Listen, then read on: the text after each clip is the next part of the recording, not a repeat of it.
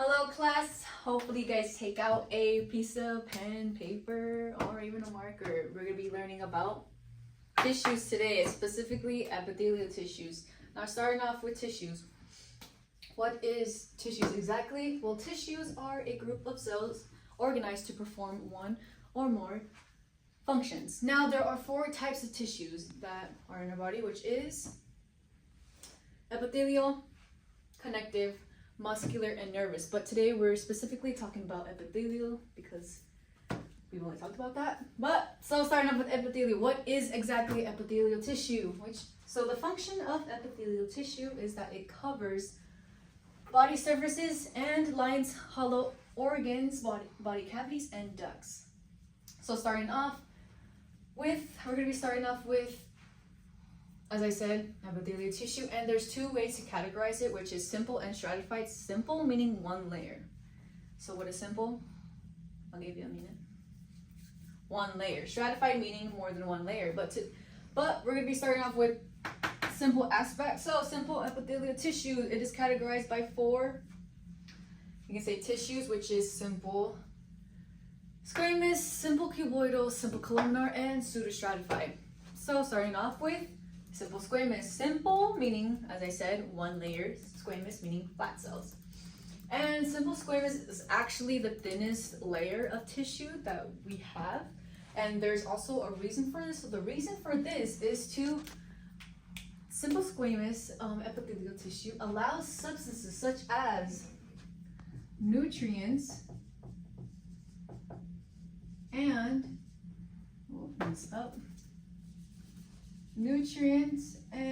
gases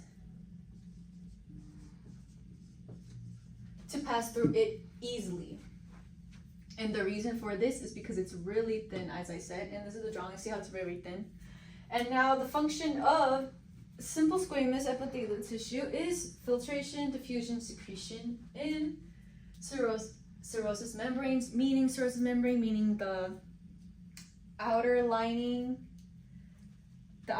of organs and body cavities. And we did talk about this before, which is serosa.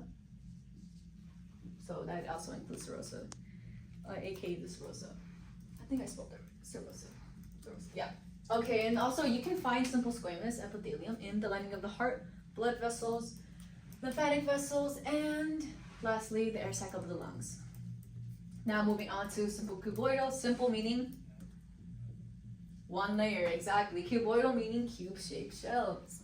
Now, the function of simple cuboidal epithelial tissue is the absorption and secretion of substances such as water and salt in the kidneys, including hormones,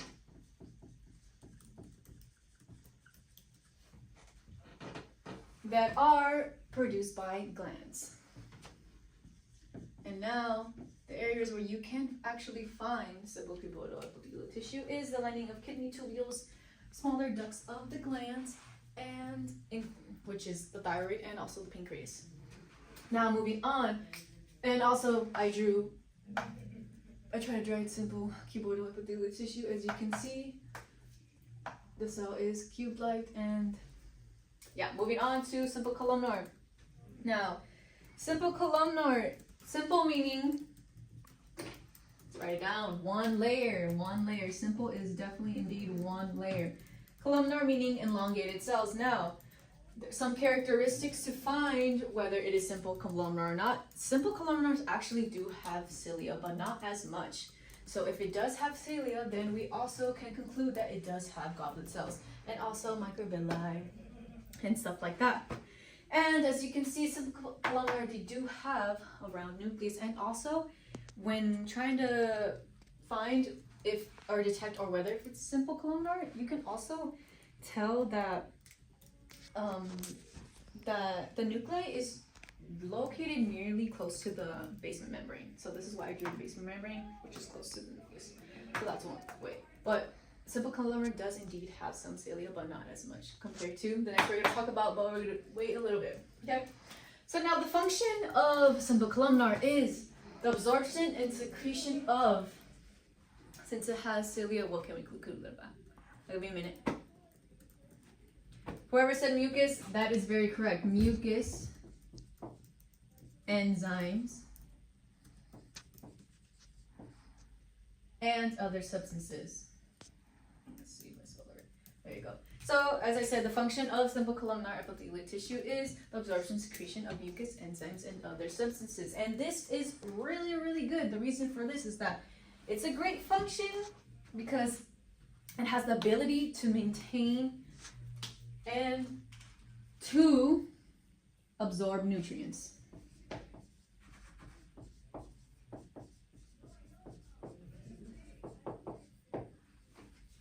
Now, the areas where you can actually indeed find simple columnar epithelium tissue is the stomach, the rectum, the gallbladder, the uterine tubes, and also the uterus. Now, moving on, pseudostratified columnar. Now, pseudostratified columnar is actually a really, really unique tissue. As you can tell, it does not have simple in it because it doesn't be simple columnar. Well, actually, it is really a unique tissue because, as you can tell in the picture, it is seen as like multiple layers, but in these actually one due to the different sizes. So as I said before, they're made of closely packed layers that appear to be arranged in different layers due to the different sizes, but in reality it's actually still one layer. And as you can see in the drawing, I have drawn. Now if you guys can guess, what does pseudostratified columnar have? Whoever said cilia, very good. It does indeed have cilia. And if it does have cilia, then what can you conclude? It does have it as well. Goblet cells. Oh, goblet cells. But I did not draw them because I'm not that much of a nerd, I'm sorry. So now, pseudostratified, one layer of closely packed cells arranged in layers. Okay, now the function of pseudostratified columnar epithelium is protection, absorption, secretion, and transportation of, as we said before, cilia. What does cilia do? Push mucus, remove mucus. So of mucus by ciliary action. Ciliary action meaning, if you guys didn't guess, I just said the answer, which is cilia move. Oh, no, sorry, I spelled it wrong. Cilia moves mucus. That is technically what ciliary action is. And I want to get into a little bit more detail of what I mean by protection, absorption. Protection against pathogens and absorption against, or absorption of, actually not against, excess fluid. So the function of pseudostratified columnar epithelium tissue is protection against pathogens, absorption of excess fluid, secretion, and transportation of mucus by ciliary action, which, as I said again, when cilia pushes mucus or moves mucus. Now, where you can find pseudostratified columnar epithelial tissue is trachea, nasal cavities, middle urethra, and most of the upper respiratory tract. And the reason why we need pseudostratified columnar epithelium is because if we didn't have it in the throat, your throat would be really, really, really, really dry, and we do not want that.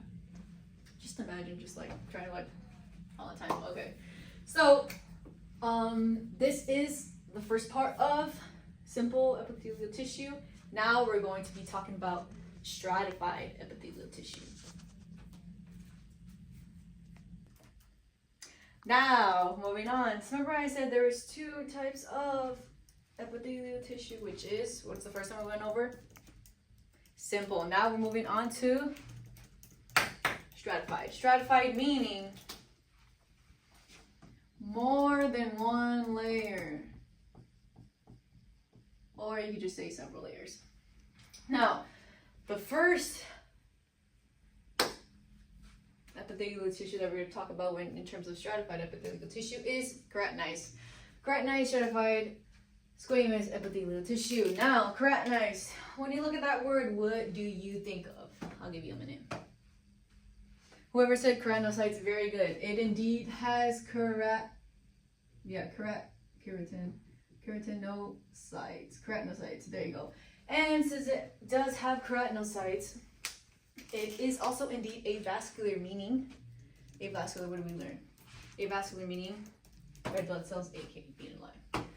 It is a Actually, it is not. Yeah, avascular. So it means no blood cells. I'm so sorry, avascular. Literally had to correct myself.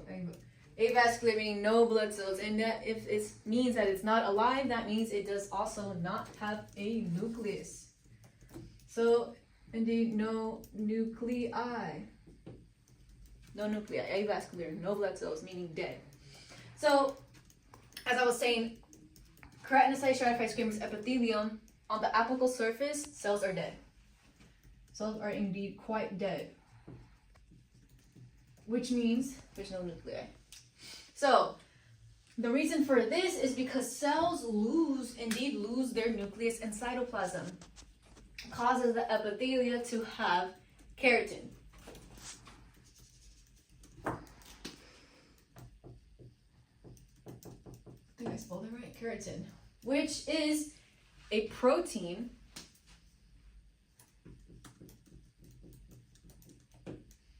Keratin, it indeed is a protein that helps form the epidermis.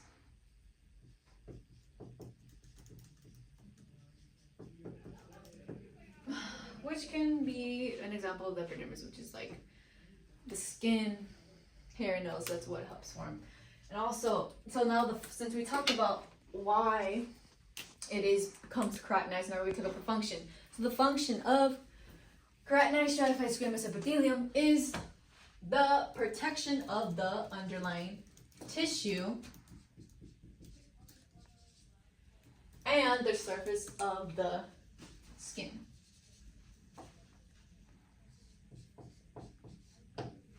So the function of keratinized stratified squamous epithelium is the protection of the underlying tissue and the protection of the surface of the skin. Now you can find keratinized stratified squamous epithelium, oh lord that's long, is in the skin, palms of the hands, and the soles of the feet. Because imagine we did not have this bleed easily, and also another characteristic of keratinized stratified squamous epithelium, it is indeed very thick, very, very thick. So let me add that in the notes. Hopefully all you guys are writing some notes, because this is indeed going to be on the test, and I want everyone to pass this test, okay? Trust me. Now moving on to non-keratinized squamous epithelial. So basically, non-keratinized is the opposite of keratinized. So it indeed, since it's non-keratinized, it indeed has a nuclei. It lacks keratinocytes.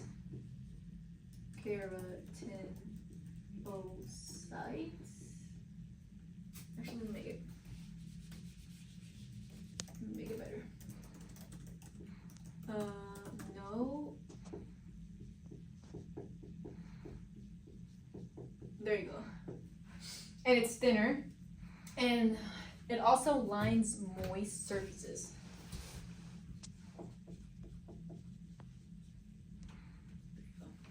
So the function of non-keratinized squamous epithelium helps to prevent the loss of, what do you guys think?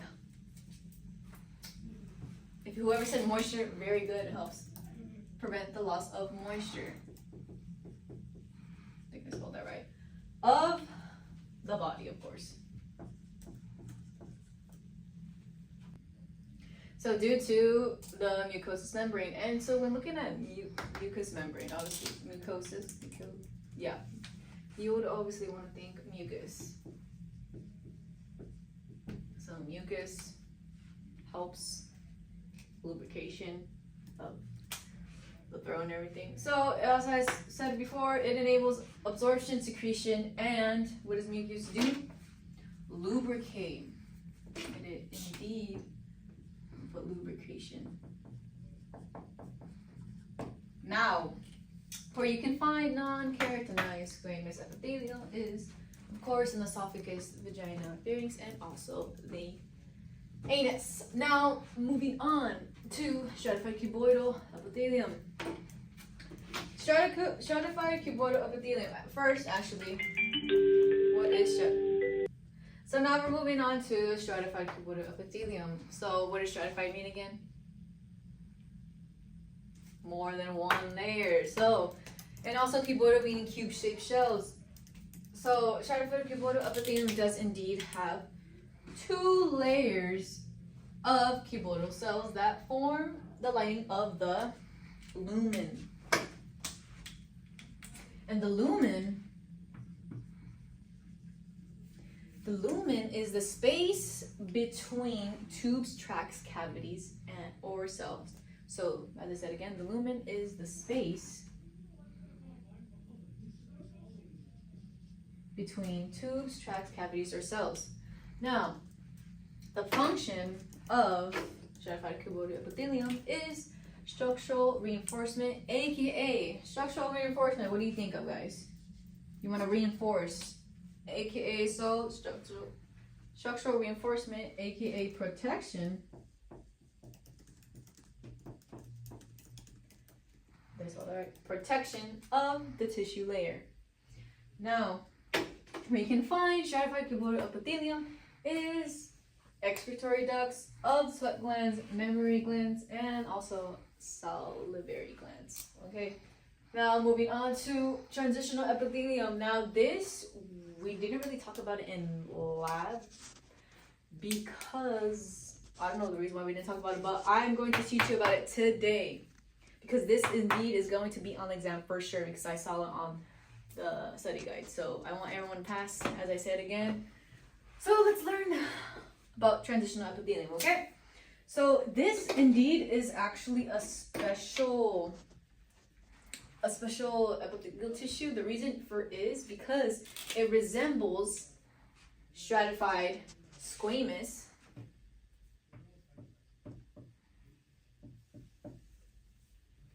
and stratified cuboidal.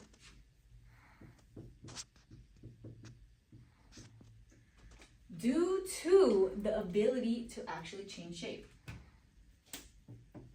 Hence the name transitional. Transitional, transition, okay? So the function of transitional epithelium is to stretch and also recoil.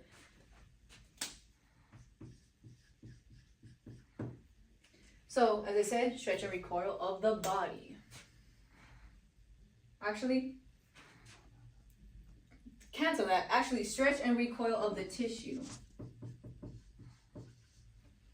Which means that, so I'm just gonna tell you a little bit how would it look like. So basically several layers become flattened when stretched and then recoiled back to its original shape, which hence also the name transitional. So we're gonna write that down. Several layers become flattened.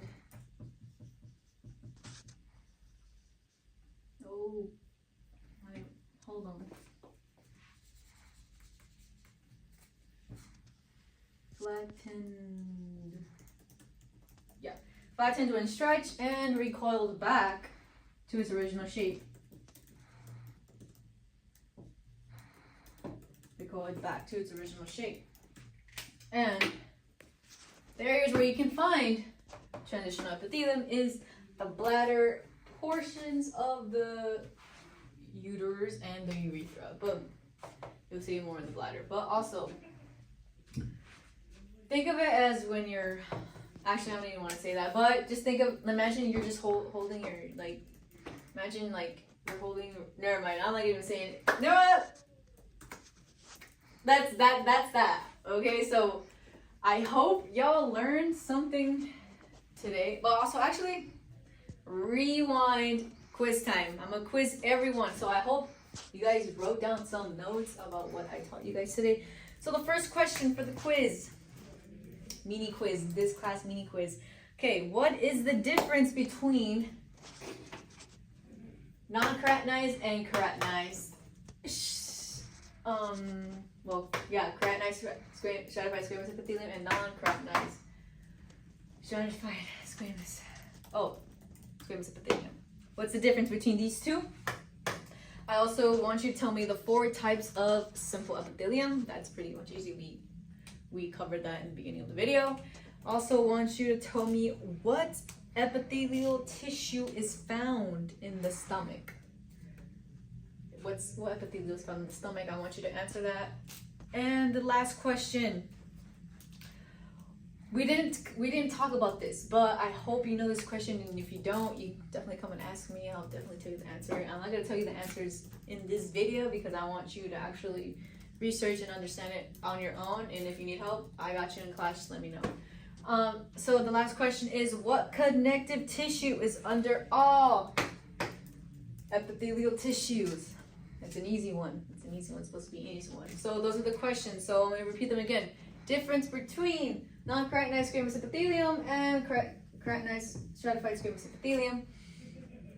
I want you to tell me the 4 types of simple epithelium. 4 types, there are indeed 4. I want you to tell me what epithelial tissue is found in the stomach. We discussed that in the beginning of the video, so definitely mark these off. That's a little hint. And the last one, what connective tissue is under all epithelial tissue? Okay. So this is the conclusion of my tissues video. I hope some of you guys enjoyed this video and learned something. Also, I hope you guys take notes because I actually indeed want you to learn, as I said before. This pretty much sums it up. Because in class in lab we didn't really go over the functions or the areas of the body where it can be found. Well, yeah, actually in lecture, yeah, we did a little bit, but I feel like this is more like a, how do you say it? Like get to the point, and once you know these, I feel like it'll be good. So yeah, I hope you enjoyed, and I'll see you on the next video.